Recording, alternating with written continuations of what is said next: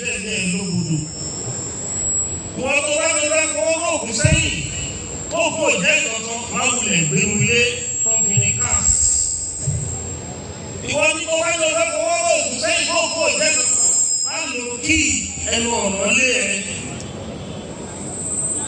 Ìwọ́n tó lọ bá fọwọ́ òògùn sẹ́yìn, pé òògùn ò jẹ́ ìtọ́tọ́, òògùn làwọn ń pè lẹ́ Yorùbá. O lè pè ní orúkọ tó wà pẹ̀lú ọ̀rọ̀ tiẹ̀. Má lo káà kó má gbé ẹ̀yìn. Ìwọ tó bá lọ fẹ́ fọwọ́ òògùn sẹ́yìn má wọ̀ọ́rù pléènì ò ní gbé ẹ̀fọ́ lókè. Ìwọ tó bá lọ òògùn òjẹ́ kankan ṣíìpù má jẹ́ kí ṣíìpù ẹ̀ kó nǹkan wá látòkè òkun wá sí Nàìjíríà. Kẹ́lẹ̀ wo how important tí òògùn jẹ́ nínú ìlú wọlé. Tí ọ̀rọ̀ bá bí mọ́ fún èèyàn àbí ìlú tó bá gbalẹ̀ lọ nínú Ifá wọn kò lọ bá òògùn lànà fún ẹ. Tí ẹ̀rọ bẹ́ẹ̀ ní ìrìnàjò tọ́lọ̀ bá wọ́ wọ́n ní ìrìnàjò ọ̀nà wọ́ wọ́n lè ní kó lọ bògún ọ̀nà àbí kó bògún ní ọ̀rẹ́ rẹ̀ kó gbọ́ dáadáa. Tí o bá pọ̀ fún èèyàn táwọn èèyàn ń dà láàmú ó ní òògùn tó máa ń pọ̀ fún ọ̀rẹ́ kó òògùn ìṣẹ́gun ni. Tí àwọn Yorùbá fẹ́ kẹ́yọ̀ ní ọmọ bí tó ń kí ọ̀rọ̀ wọn á lè lọ òògùn fáwọn ọ̀rẹ́ ẹ̀ ọjọ́ ọmọ bí. Ó wá kù sí bó bá ṣe mọ̀ ń lò. Ó kù sẹ́ni tó wà nídìí òògùn àbí babaláwo tó bá dá fọ́fẹ́ tó fi lè fọ̀rọ̀ wọ̀nyẹn sí ìdí òògùn. Ìlú tó wà láyé tó wà nílẹ̀ Yorùbá tí ò bá ní ọlá ìlú ẹ̀wọ̀n tó ń pè lọ́lá ìlú náà ló ń pè lọ́lá ìlú. Tí ò bá ní ọlá ìlú àti ògún fún ìlú yóò lè tètè tòrò nílẹ̀ Yorùbá àbí tí ìlú Yorùbá ló tóbi lókù. Tó bá ń ṣe nígbà lónìí kì í sọ̀rọ̀ ẹ̀sìn ọ̀rọ̀ àṣà ìkan tá a bá láyé nígbà tí Ọlọ́run fẹ́ ṣẹ̀dá ilẹ̀ Yorùbá bí Ọlọ́run ṣe gbé kalẹ̀ ní ilẹ̀ Yorùbá nǹkan yẹn là ń ṣe pẹ̀lú mi.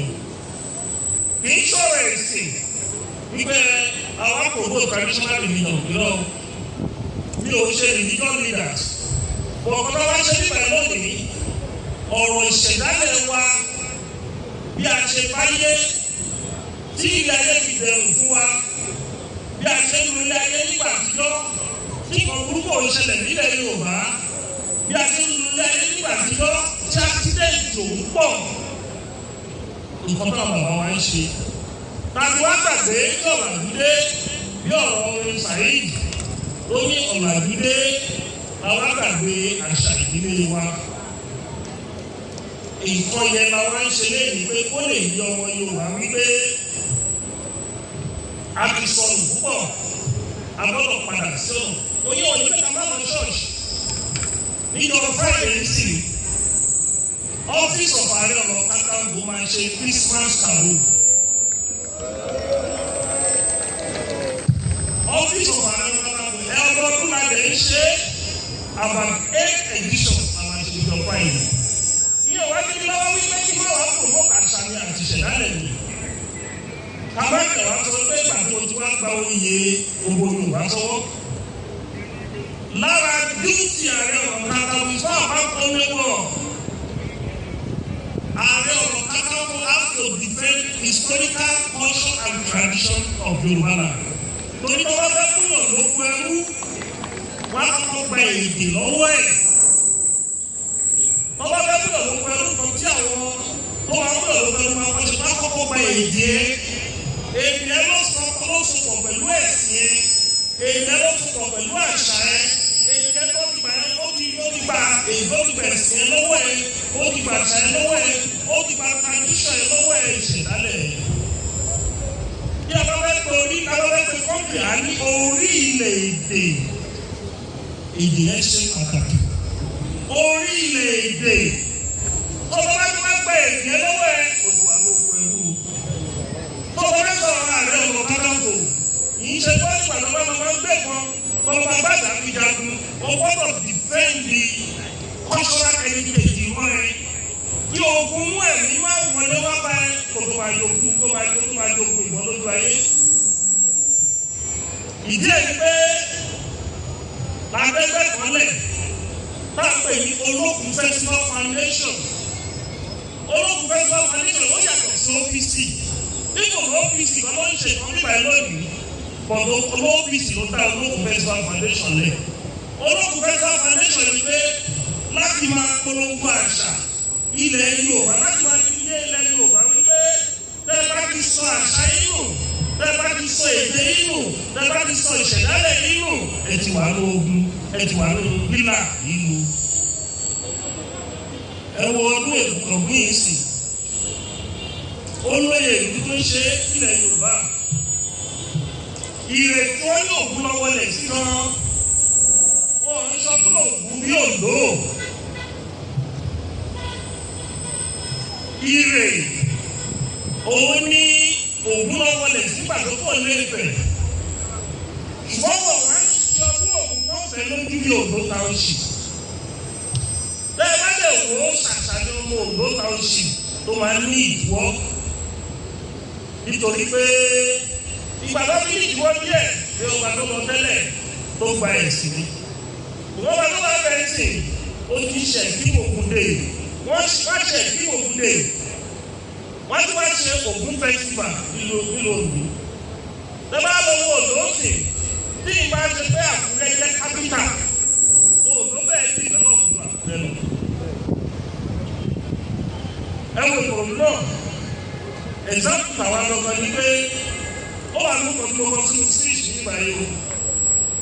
Nígbà táyì ìbẹ̀rẹ̀ ọdún yìí, every month oṣooṣù la máa ń ní serious crisis nínú OPC pẹ̀lú àwọn ará ìlú. Wọ́n ní kọ́mọ́ fi ọ̀rùnkẹ́ kábíyèsí tó wàjà. Tí wàhálà ẹ̀ bá ti ṣẹlẹ̀, àìdá kábíyèsí àtúntò rẹ̀ á lè fi mẹ́ta ní ọmọ ẹni tí bẹ̀rẹ̀ o jẹ́ àríra o. Ìjọ òun máa wá kábíyèsí. Tó bá yẹ kó lè ní màá ní àwọn àtọ́jú lókè. Àgbo mélòó máa dúró dè mí. Tó a bá wá dé rẹ̀ kábíyèsí wá ní. Ibi báyìí nínú òru àwọn ọmọ ẹni ti bẹ̀rẹ̀ o. Màá gbé fóònù. Ìgbà tí wọ́n ti dá pọ̀ ní ẹ̀fín màá mú àwọn èèyàn wá sọ̀rọ̀ kábíyèsí. A lè má ní fọ́ọ̀rù ẹ̀. Òbí yẹn wá ń lọ léraléra wàhálà lẹ́yìn wàhálà lọ́ bá nínú OPC ní òru. Ṣùgbọ́n àti bàbá ti bẹ̀rẹ̀ ọdún Ògún yìí. Adúlọ́ lọ ṣe iṣẹ́ ìkọ́ni padà lẹ́bẹ̀rẹ̀ ọdún Ògún. Àwọn lọ pè ní Ògún ẹlẹ́gbára. Ọdún bíi méjì ní mẹ́ta bá fi ṣe wàhálà nínú. A lọ so láàlú pẹ̀lú ọdún Ògún. Ògún làwọn ń pò náà jù. Lẹ́yìn tí wọ́n pọ̀ wá sí ọdún ìgbà yẹn. A ti lè máa ṣẹlẹ̀ sí àkọ́. Lẹ́yìn tí wọ́n pọ̀ wá ní ìjà kan ṣẹlẹ̀ sí kan. Oríṣiríṣi kan wá ṣẹlẹ̀ ọkọ̀ mi kò lọ́bẹ̀ wà. Báwo la lè sọ ọdún méjì papọ̀? Ẹ jẹ́ kí ọdún ẹlẹ́gbára láàlú tó wà lọ́tọ̀ ta máa ṣe ọdún Ògún nìkan. Àbáwọ̀ ọdún ẹlẹ́gbára ti láàlú àgbélọ̀ sí ṣàṣà. Àwa ń ṣe ọdún Ògún nìkan ní ìbò. Àgbàlá ti ṣe ọdún Ògún yẹn. Ìkan túbà, ìkan túṣẹ. Fún àwọn ọmọ pé ìkan túbà ó túṣẹ fún ìlú Ògún náà. So ẹ má jà kọ́ra wa jẹ èyí ilẹ̀ Yorùbá o. Mi ò sọ̀rọ̀ nítorí pé kò ń sọ̀rọ̀ fún ẹlẹ́sìn àbáláyé. Bọ̀ mò ń sọ̀rọ̀ bí ẹni tó ń pòmóòtì àṣà wa, èdè wa àti ìṣẹ̀dálẹ̀ wa. Àwa yóò sọ̀rọ̀ ilé wa o. Àwa yóò sọ̀rọ̀ ilé wa o. Àwa yóò sọ̀rọ̀ ilé wa o. Àwa yóò sọ̀rọ̀ ilé wa o.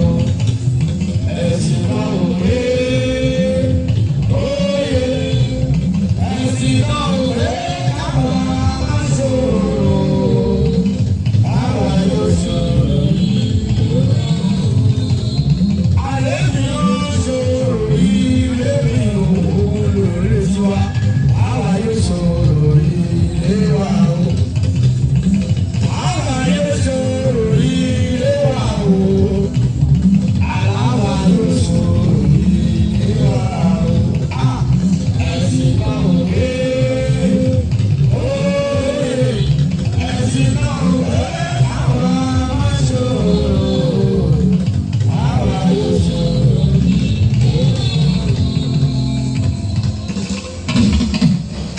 mo ní kọ́ tí mo kọ́ yìí ìmọ̀lẹ̀ tó kọ́ lórí ìwé ìjẹ́ máa kọ́ fún ara.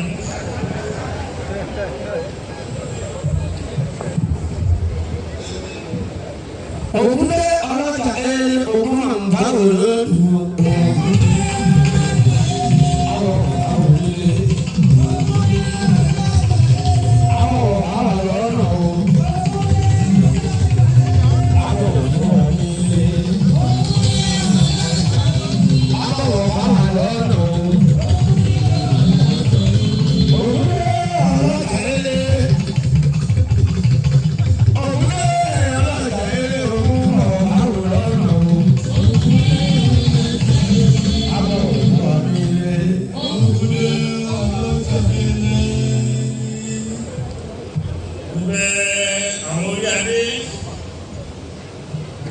Àwọn aláyélúwà kí ọba first class at least ó yẹ wọ́n ní 2 festival wọ́n máa ṣe lọ́dọọdún. Iṣẹ́ tí ọba gbà tó jẹ́ àkọ́kọ́ yẹn, the royal father as the custodian of culture and tradition. Ìṣe pé kọ́ bá máa wọ òṣèlú.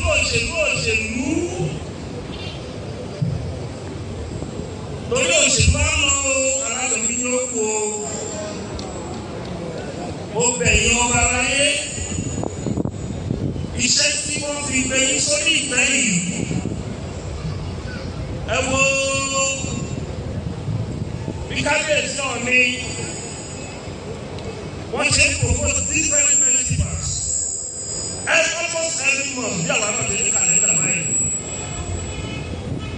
Bí kábíyèsí ikú àbáyé yìí Aláàfin of Ọ̀yọ́ ọba Làmídì Adéyẹmí kókó wájà festival 3 àwọn náà ṣe lọ́dún. Ipò ọba Ọ̀tà ó lè rí sẹ́kọ̀ pòfẹ́sọ̀ orí festival tó ṣe láìpẹ́ yìí ṣe pòfẹ́sọ̀. Iṣẹ́ tí wọ́n bá gbà wọ́n nìyẹn. Torí wọ́n sọ pé igbákejì òrìṣà. Nígbà tó jẹ́ igbákejì òrìṣà, àwọn òrìṣà tó wá jọba lé lórí kò pọ́n wọn lé. Ó jẹ́ pé òṣèlú nìkan lẹ̀ ń ṣe. Ẹjọ́ mi máa dì sí àwọn lọ́rẹ́ ní àfin. Ẹni wọn máa tọ́jú bọ̀ ọkọ míì. Kò ní jẹ́ kí agbára tí ọba lórí láyà àti tọ́kọ́ ní. Nígbà tó bá ń ṣe tí wọ́n lè yọ tó bá kò ṣe lálejò lórí ààfin ọba, ó làwọn èèyàn ńláńlá àti pàtàkì wá ló wá ń di ọba. Ara díìtì ọba nìyẹn. Ṣùgbọ́n ọ̀rọ̀ culture wa àti tradition wa, ìyẹn ló gbọdọ̀ weapon of success, weapon of respect for traditional institution. Mo bẹ kábíyèsí wa, ẹ ṣiṣẹ́ lórí ẹ̀ o. Èyí ṣe àwọn ọba tó wọ́n lórí oyè kan, ọba gbé kọ́ọ̀sì sáyà tó wà lólè ẹ̀jẹ̀ mọ́ o. Ọba tó bá gbé kọ́ọ̀sì sáyà tó lólè ẹ̀jẹ̀ mọ́, èyí ṣe ọba o. Ó kú lọ jẹ pásọ̀, ó lọ dá ṣápẹ̀lẹ̀, ó pè é ní pásọ̀. Wọ́n lọ wáyà wájú lóye, tó pè é ní àfáà. Òjò àmàlù lè jẹ́ kọ́ńtò bálẹ̀ fún ẹ mọ́. Padà lọ jẹ́ ìmáàmù, orí ọ̀pọ̀ ní iṣẹ́ ìmáàmù. Ọ̀pọ̀ ní kọ́tí ìmáàmù yàn wáyé. Ọ̀tọ̀ ni kọ́tí pásọ̀ wà lórí ọ̀wáyé olúkálú pẹ̀lú àyọ̀mọ́ ti ẹ̀ ní. Ìwọ́n ọba lọ́wọ́ ti sọ pé òbí bọ́lẹ̀dẹ̀ lórí oyè, ó fẹ́ fi ìyà jẹ ìlú yẹn ni, ó fẹ́ fa ìfàsẹ́yìn fún ìlú yẹn ni, ó fẹ́ jẹ́ kí ìlú yẹn máa ní ìtọ́ni ó lórí. Kí àwọn aláàbẹ̀ lọ́wọ́ pé kábíyèsí àwọn eléyìí ó ẹ ṣe gẹ́gẹ́ bí ọba ká lè máa fún lọ́wọ́ ọba ẹ ṣe bí ẹ kà á kọ́ mi. Thank you, sir.